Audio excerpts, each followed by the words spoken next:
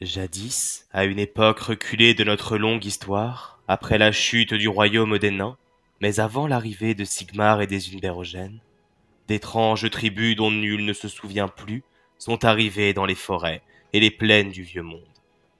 D'où venaient-elles? Nul ne peut le dire.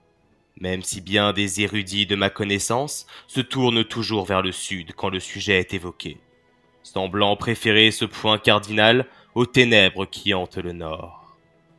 Ils parlent d'une civilisation bâtissant des monuments de pierre pour marquer leur passage, et de leurs nobles qui étaient enterrés dans de grands monticules de terre, marqués de symboles protecteurs, afin de dissuader les pilleurs de tombes.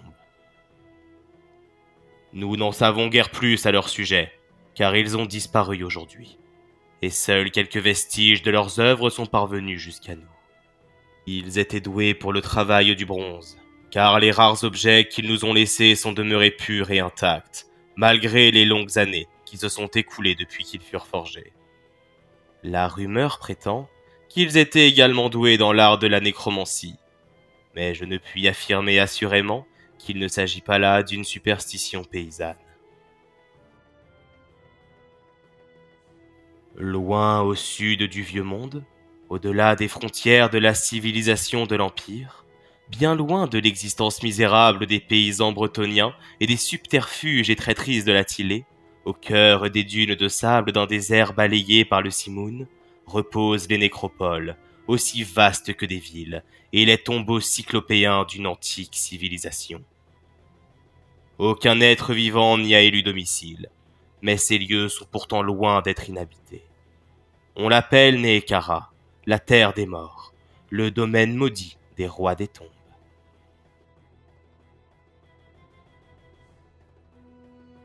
Neekara était autrefois un royaume à l'architecture florissante et aux dynasties empreintes de noblesse. Ses prêtres rois menaient des armées aux armures d'or contre les tribus barbares et les hordes de peau verte qui menaçaient leur prospérité. Leurs troupes étaient composées de phalanges de lanciers qui s'étiraient aussi loin que l'horizon, de régiments d'archers dont les traits noircissaient le ciel et des bataillons de chars aux charges foudroyantes. Les Nécariens écrasèrent un à un leurs adversaires grâce à leur génie tactique, si bien que leurs domaines s'étendirent jusqu'aux terres du sud, infestées de créatures reptiliennes, et jusqu'aux forêts grouillantes de monstres au nord. Leur gloire était telle que les rois de Neekara finirent par refuser que la mort vienne les priver de ce qu'ils avaient accompli. Les conseillers les plus proches des prêtres rois étaient leurs prêtres liches, des sorciers immensément puissants, dont la seule et unique mission était de préparer le mausolée de leur roi et son après-vie mortelle. Lorsqu'un roi des tombes mourait, ces prêtres liches embaumaient son corps au cours d'un rituel funéraire élaboré en prévision d'un au-delà glorieux, et consacraient sa dépouille dans l'attente du jour de l'éveil, lorsqu'ils reviendraient habiter un paradis doré, entouré de leurs sujets et de leurs possessions. Ces derniers étaient donc sacrifiés aux côtés de leur maître lorsque celui-ci mourait, afin qu'ils puissent régner sur eux pour l'éternité. Au fil du temps, les nécropoles de Neekara dépassèrent en taille les cités des vivants, tandis que le nombre de cadavres qu'elles abritaient dépassait largement celui des vifs. Nul ne pouvait imaginer que ce puissant empire pourrait être détruit par la soif de pouvoir d'un seul homme. En effet, toute la population de Neekara fut maudite et condamnée à la non-vie à cause de magie nécromantique blasphématoire. Le sorcier corrompu Nagash déclencha une catastrophe qui tua tous les êtres vivants du royaume et dans le même temps envahit les tombeaux des rois et se répandit sur les charniers des nécropoles. Son cruel sortilège affecta les rois et leurs serviteurs de différentes manières, mais tous se levèrent de leur tombe. Des guerriers squelettes jaillirent depuis leurs cryptes oubliées, prêts à servir leur roi. Après des siècles d'emprisonnement, les corps raidis de héros et d'anciens généraux s'éveillèrent. Si les squelettes n'étaient plus que des automates attendant les ordres de leur maître, les rois et les princes s'éveillèrent de leur sommeil séculaire pour trouver leurs facultés préservées par les incantations lancées sur leur corps embaumé. Ils émergèrent de leur sarcophage avec épouvante, car ils étaient morts, avec la certitude de se dresser de leur lit mortuaire dans une enveloppe immortelle resplendissant, et prêts à jouir d'un paradis éternel. Mais ils s'éveillèrent tels qu'ils étaient, leur corps à moitié décomposé sous leurs vêtements de funérailles et leurs bandelettes. Guère plus que des carcasses putréfiées, dans un pays désolé, dont les sublimes royaumes dévastés n'étaient plus que des champs de ruines. Les rois des tombes entreprirent alors de restaurer leur empire, et de reprendre leur domaine des mains des vivants. C'est ainsi que les rois des tombes revinrent prématurément à la vie, bien qu'ils en devinssent par là même immortels, et dotés de pouvoirs terrifiants, et que Nehekhara devint la terre des morts. Comme ils le furent de leur vivant, les rois des tombes sont désormais en guerre contre leurs semblables et contre le reste du monde, car leurs rêves de conquête ne sont pas amoindris par le fait qu'ils soient morts. N'avaient-ils pas toujours désiré la vie éternelle? Ne l'ont-ils pas finalement reçue? Avec le temps, les rois des tombes redeviendront les maîtres de cette terre, ce qu'ils furent il y a si longtemps. Settra l'impérissable, le plus puissant de tous les rois des tombes, a décrété que tous les vivants devraient être rayés de la surface du monde, et que la majesté de Nehekhara devait être restaurée, voire surpassée. Puisque Settra a parlé, qu'il en soit ainsi. Au plus profond du désert désolé de Nehekhara, les morts ne le restent jamais longtemps. Ceux qui sont ramenés de la non-vie à leur corps défendant sont enchaînés à tout jamais au service du roi des tombes, qu'ils serviront pour l'éternité.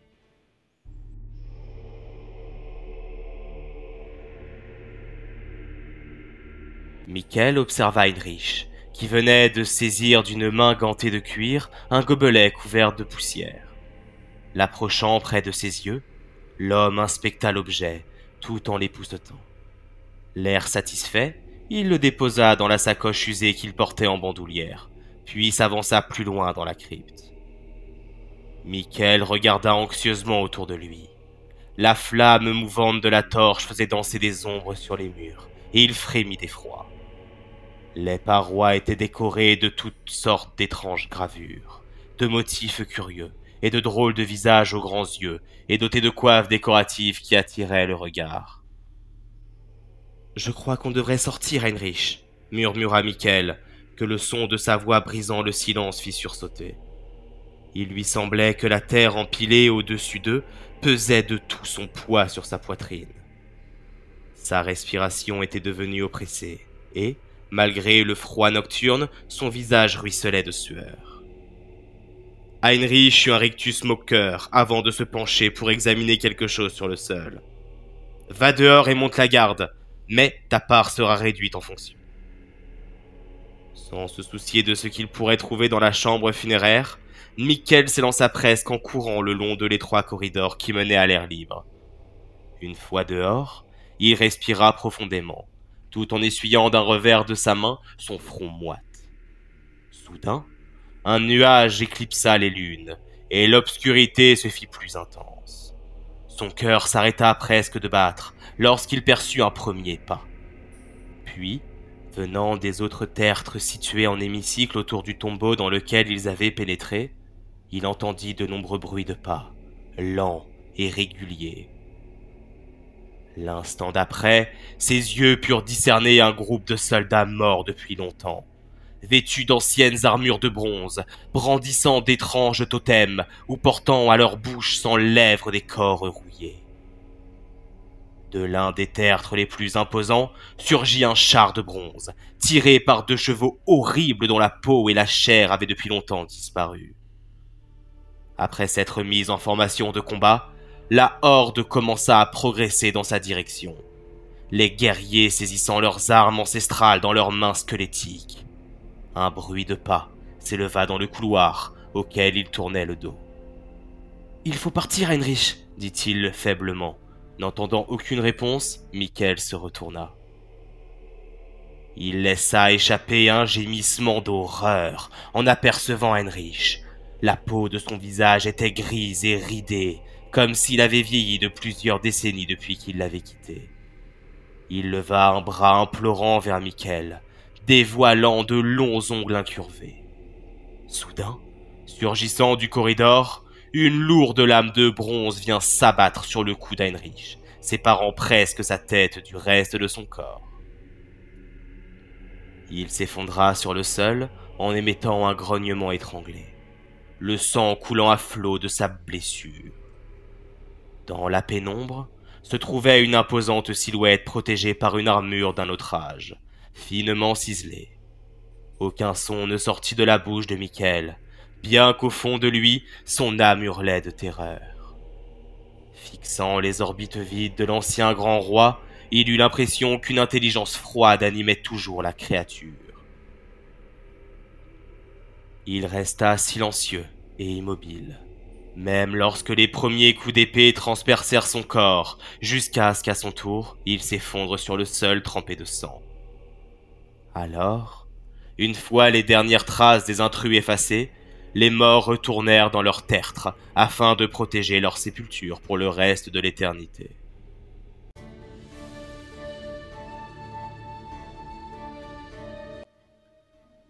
La mort est un passage obligé, le destin qui pend au nez de chacun. Beaucoup de gens sont obsédés par la mort, comme le montrent les armures, les architectures et leur vie quotidienne. Quand un individu meurt, son cadavre peut être balancé dans une fosse commune ou inhumé dans un caveau grandiose, à la hauteur de son statut et de sa fortune. Mais les morts ne trouvent pas facilement le repos dans le monde, surtout dans le désert de Nehekhara. Dans les pyramides oubliées du désert, les rois des tombes règnent sur leurs sujets morts-vivants, appuyés par des légions de guerriers squelettiques ensevelis au cœur de leur nécropole. Lorsque ceux-ci décident à partir en guerre, le pouvoir des prêtres liches au corps affaibli et desséché par le passage des siècles ranime les cadavres des armées de soldats qui se dressent hors de leur fosse commune pour marcher au combat et répandre la terreur chez leurs ennemis. Des sculptures monolithiques à l'image de dieux, de monarques ou de créatures mythiques sont disposées à la périphérie des nécropoles et n'attendent qu'un ordre pour subitement s'animer et écraser les inconscients qui ont troublé leur veille millénaire. Dans la crypte des rois décédés, les pilleurs de tombes sont glacés d'effroi lorsqu'ils entendent derrière eux un mouvement dans l'obscurité. Et au-dessus de toute cette horreur s'élève l'ombre de Nagash, le grand nécromancien qui, dans l'Antiquité, rivalisa avec les dieux eux-mêmes. Les rois des tombes règnent aujourd'hui sur leur nécropole comme ils le faisaient auparavant, en reproduisant la vie qu'ils menaient alors. Beaucoup se comportent comme s'il n'y avait rien d'étrange à cela, et vivent comme s'ils étaient encore de chair et de sang. Peut-être certains d'entre eux sont-ils réellement dans l'ignorance de leurs conditions, tandis que d'autres refusent de voir la vérité en face, ou ont été rendus fous par celle-ci. Il arrive qu'un roi des tombes demande une coupe de dattes fraîches et un gobelet de vin, sans penser que cette nourriture ressortirait par les replis de sa chair desséchée s'il venait à l'avaler. Lorsque le repas demandé lui est apporté, il se contente de l'observer curieusement, en se demandant de quoi il s'agit, jusqu'à ce que les fruits pourrissent ou que de lointains souvenirs reviennent en sa mémoire.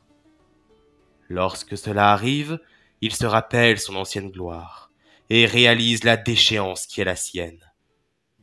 Il comprend qu'il ne pourra plus jamais faire bonne chère, désaltérer sa soif ou profiter des plaisirs de la vie, et plonge dans des accès de rage terrifiants. Il ne lui reste plus que sa soif de pouvoir et sa colère, ses désirs de conquête et de vengeance. C'est pour cette raison que les rois des tombes sont aussi implacables dans les guerres qu'ils mènent contre ceux qui ont l'imprudence de vivre, alors qu'eux-mêmes doivent endurer les tourments de la non-vie.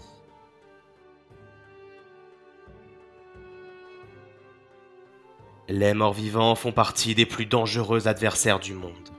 Ce sont des soldats qui ne nécessitent aucune ration, que les blessures ne ralentissent pas, qui ne souffrent jamais de fatigue et ne se languissent pas du confort d'un foyer.